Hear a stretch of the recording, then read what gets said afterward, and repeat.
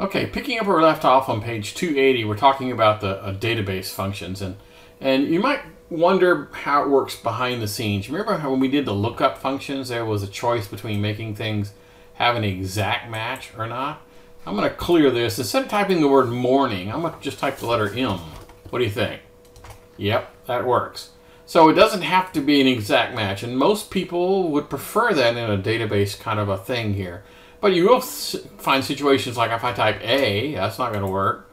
If I type AS, that's probably not good enough. If I type ASS, hey, quit poking fun at me. That's still not going to work. You just keep typing until it actually makes some sense. Okay, so that concludes the database functions. They are pretty cool. It's just like a computed if for sum or whatever the rest of the things are. It just allows you for a wide range of filterings. So it's sort of like combining the filtering function plus conditional formatting, not formatting, conditional logical statements all together in one thing. But whew, we're ready to move on. All right, we're going back to doing lookups on page 283. And if you're having a case of deja vu, it's well justified because we kind of sort of already did this once. So I'm going to take this little thing we did here, and I'm going to turn this into a range, and I'm going to go ahead and just put some actual headings across. You don't actually need headings to do a lookup table, but hey, what the heck? It's kind of cool. So this would be like my value, and this will be like the rating. And so I want the value to say like 60. No, sorry, let's do 0. Let's do 60. Let's do 120, 170. So this would be low, this would be normal, this would be high, and this would be very high. Remember when we do lookup tables, these things have to be sorted, okay? Just like they had to be sorted here. Like maybe behind the scenes they're actually doing the same thing. What do you think? Okay, just checking. So one more time, I'm gonna go over here and I'm gonna do a lookup. So what kind of lookup is it? Is it a vertical lookup? Because I'm scanning this thing down? Yeah, that's exactly right. So I'm gonna go here and I'm gonna say V lookup. And then the first thing of lookup, the first thing is the thing you're trying to do. In other words, I'm trying to translate. So VLOOK is like translating from English to French or whatever. So where is the English needs to be translated? Well, it's over here. That's the word I'm trying to translate. And so you need a French to English dictionary, don't you? So this is the English, and this is the French. So I need to grab the entire database to make that work. So I'm going to grab the entire database. Cool. Actually, I guess I'll do this right. I'm going to grab this. There's my data. There's my dictionary. And then the answer is, this next part is, do you want the answer in English or do you want it in French? Well, that's kind of a dumb question because, quite frankly, if you're going to go to this trouble, I want it in the other language. So I'm converting numbers, which in this case, in my analogy, is English, to words, which is my analogy is French. So I want the second column. Now, I didn't say L. I just said 2, meaning the next one over, okay? And so if I grab this, if I did it right, this should all work. I got bit by the absolute formatting thing. Na.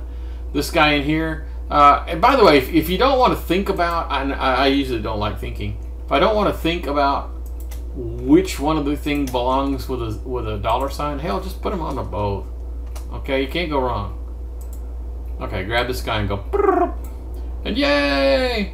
Okay, so we accomplished the same thing we did with conditional if statements. We just did it in a lookup. So one more time.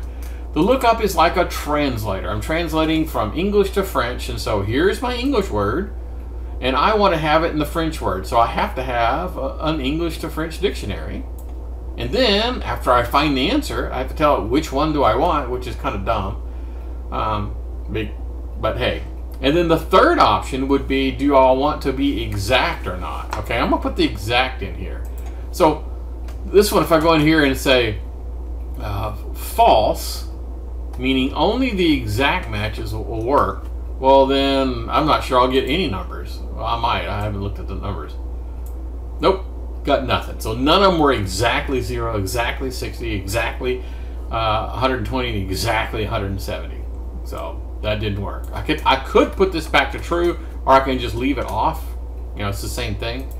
The default is the approximate match thing we talked about before.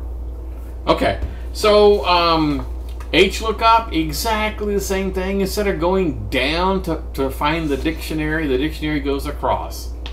Okay, that whoopee, huh? It's exactly the same thing, except rather than the dictionary goes in the opposite direction. Okay. The match statement. Now, the match statement is kind of sort of like the same thing as a lookup, except it doesn't do the translation. It just tells you what page on the dictionary the translation has occurred, using that goofy analogy. So I'm going to go here and I'm going to insert me a row. So we're going to try this again. So this time I'm going to do a match here. So I'll say, so we type match, and then I'm still looking up that. And the lookup array now is going to be just this part, because I'm not actually translating anything. I'm just trying to find the location.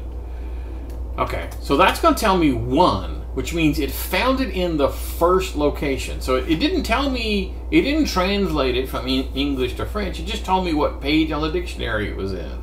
Okay, for this to make sense, again, when I drag and drop this, I'm going to have to put those little $signs in. And if you're lazy and don't want to remember which one you actually have to put them in, I'm just going to put them in on both. All right, so now I put 4 of those little $signs in. And I grab this and drag them down. Whoa. Let me try that again. Drag this and drag him down. So now it's just going to tell me the page numbers using my analogy. How useful is match? Nah.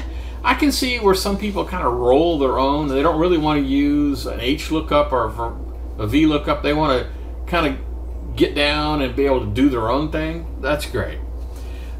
Index. Index is another one of those cool things where instead of just jerking around, just tell me what's at a particular cell location. Okay, so inside a database, let's go back to a database kind of a scenario here. And right here, I'm going to say index. So index is going to be some sort of an array. Okay, so I'm just going to grab, I don't know, this. I'm not going to grab them all. Cool. Well, let's grab some more. Let's just grab a handful of this. Okay, cool. So there I have something, whatever it is. And all I want to know is what's in the second row, second column. That's it. Okay? That's all it means. And again, now we're talking about relative addressing. We're talking about 1 and 2, not from the big picture, but from that part that I lassoed. So in this case, the between starting at J9 and going to P23. So just all this basically said is what's at column 2, what's at column, what's at column 2 and row 2. That's it. And once again, what's the usefulness of this? If you're rolling your own, you might find some cool stuff. Another one that's kind of odd is this thing called indirect. And again, I'll admit this is getting kind of out there again. But let's say, for example, I have a cell here which contains a cell reference. Okay, so this has, I'm going to type A4. Okay, not equal sign because this is not a formula. A4. Now this is text, just plain old text. I did not type equals A4. If I had done equals A4, it would have come up with 100, right? And so this is just plain old text. Okay, but now I can say indirect.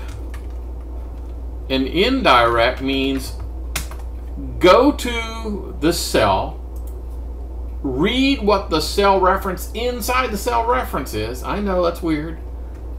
And tell me what the answer is. So it's 100. Okay, so all this basically means is go here, get whatever that thing is, and then don't just use it as text, translate it into a real cell reference. And the cell reference could have, like a range in there, could be a named range. In fact, often this is used with a name range.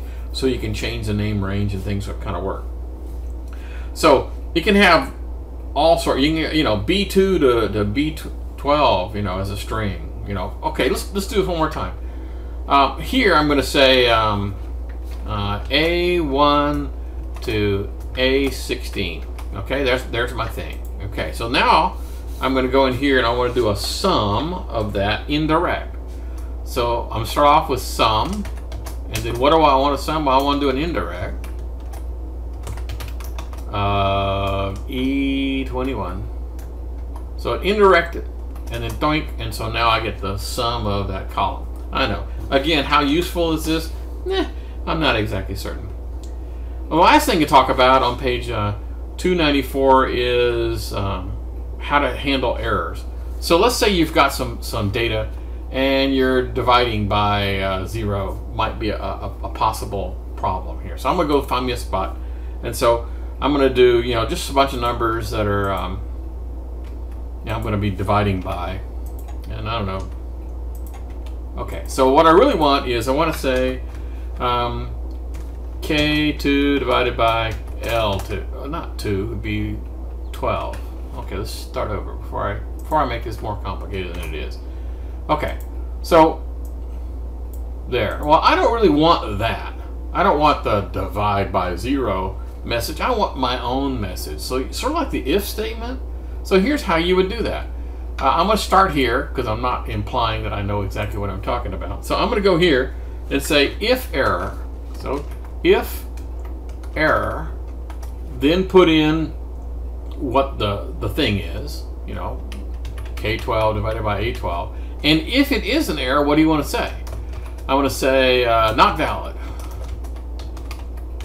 Now in this particular case, it's not going to make any change because I'm not dividing by 0 on the first one, right? But when I grab this guy and drag him down, doink, doink, doink, now instead of having their store-bought error message, I have my own custom error message. Okay, you guys can look at, there's a lot more you can do with the if error statement, but that's just a very simple example. Okay, thank goodness we've made it through this chapter. We'll see you guys again in some future chapter.